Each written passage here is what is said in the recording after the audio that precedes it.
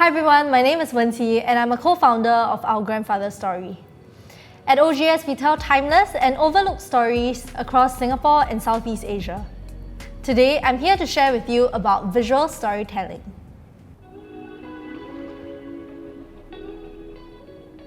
All visual stories have a theme. The theme summarizes a message that the artist is trying to convey. If the theme is celebrating our everyday, we could capture uplifting and inspiring stories about solidarity and resilience. I'm going to share with you two examples that showcase solidarity and resilience in our community. Let's watch a snippet of the first video example.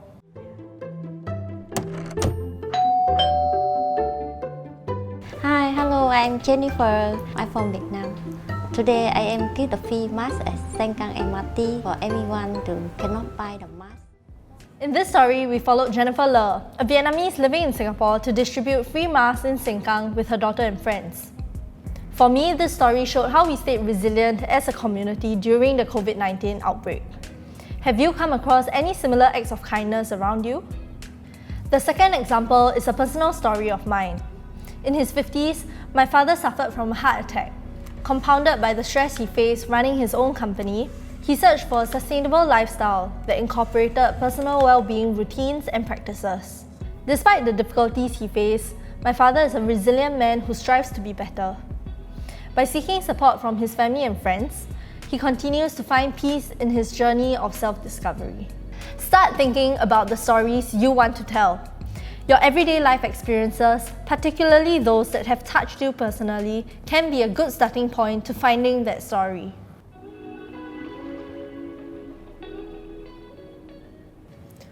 One of the questions that we are frequently asked is, where do we find our stories?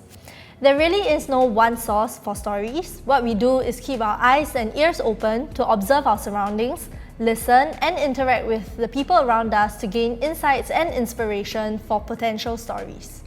Our producers stumbled upon a tray of beansprout husks that was left to dry at the wet market. Turns out the beansprout husks were actually left by the vegetable seller to make pillows for babies, what we commonly call 臭臭 or bantal busuk.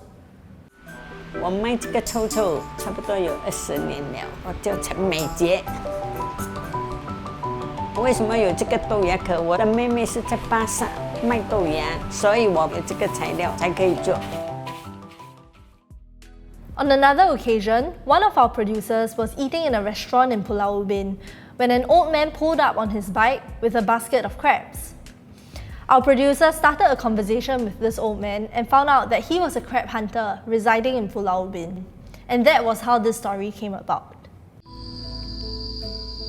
起初我进来是做螃蟹，那时候螃蟹没有什么人跟我们抢，那个螃蟹我们就做得多。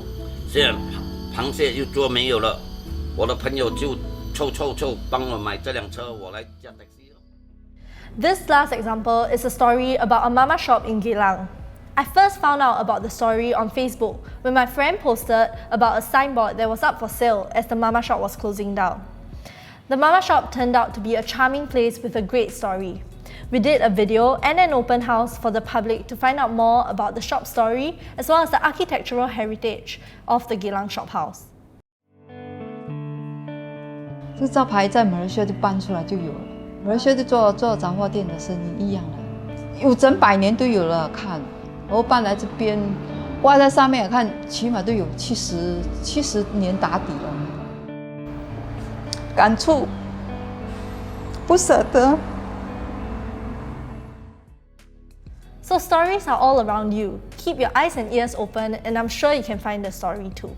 There are many ways to find stories. Here are 3 ways to get started. 1. Talk to your family, friends and relatives to see if they have interesting stories.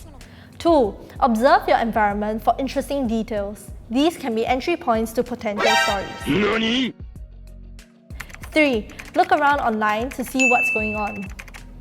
Please take note of your personal safety when you're photographing or taking videos. Always keep family members updated on your whereabouts.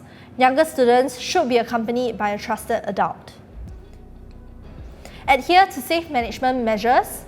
Always mask up and maintain 1 meter safe distancing. After finding interesting stories, you'd probably be wondering which stories you should choose. Now I'm going to share with you how you can choose which story to tell. One of the most important questions to ask yourself is, who are you telling the story to? Think about what you want your audience to feel and whether there is something to take away from the story. One of the methods we use to curate our stories is by looking at their news value. Whether the elements of the story have news value is something that journalists have been using for decades to quickly assess and determine whether an idea or an event is worth sharing, and if so, how prominently. Here are some tips on determining the news value of your stories. First, you can think about the impact that your story is going to make.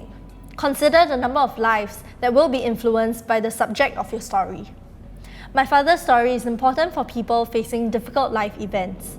By sharing his story about his challenges and journey of recovery, it offers encouragement and support to others with similar experiences. Second, consider the proximity of your story. Stories about events and situations that happen in or near one's home community are more newsworthy than events that take place far away. The unfolding pandemic has seen individuals around the world stepping up to contribute to their community.